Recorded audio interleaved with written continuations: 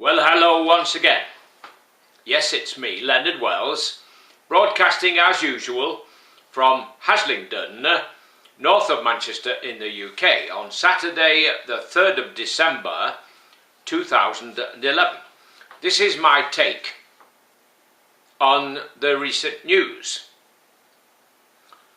The problems in Europe continue to fill us with anxiety, and they seem to fill all the banks with anxiety, and all of the central banks, what they call the Fed in America, and the Bank of England, and the various other banks around the world, Bank of Switzerland, and so on and so on.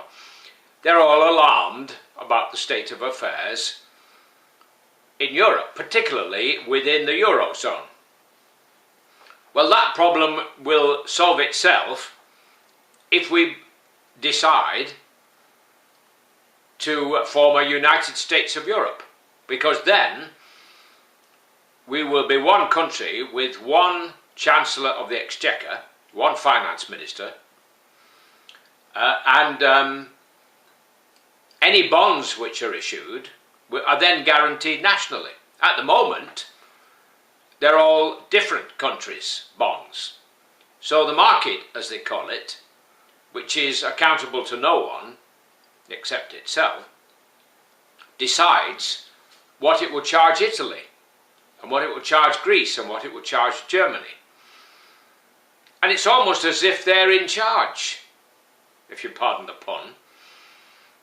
Anyway, I'm doing my little bit. I know I'm pushing up a mountain with my nose while suffering from hay fever, but I'm trying my best to encourage people to take a broader view, not just to see the picture from within our own little countries, because if you do that, we end up with war, like we had for the last 2,000 years.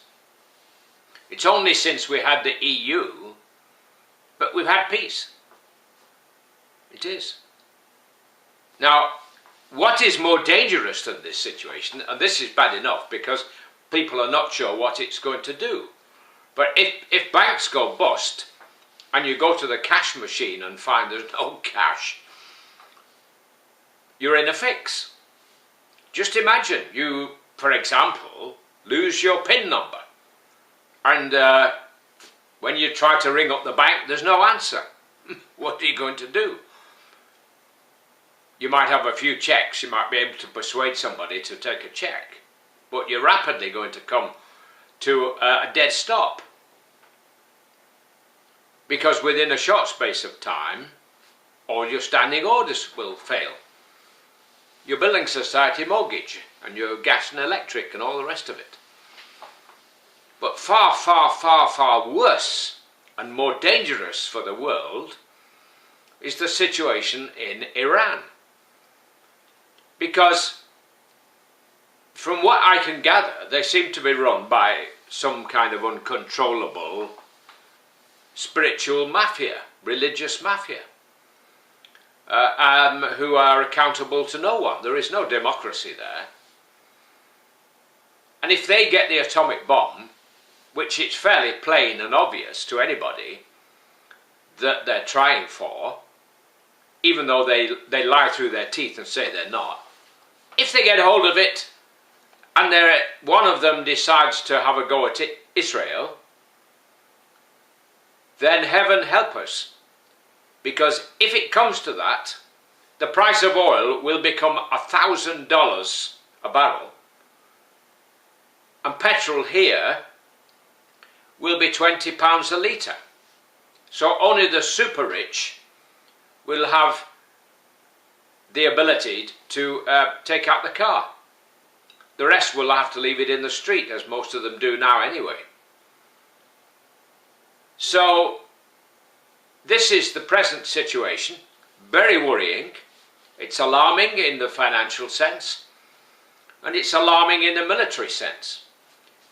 But this problem with Iran is one reason why I'm very, very, very keen to bring Turkey into the EU.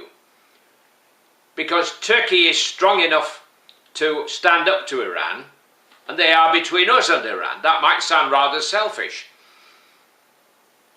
but it's better to have them on the inside, because the moment a country decides to join the EU, it has to raise its standards to those that we require.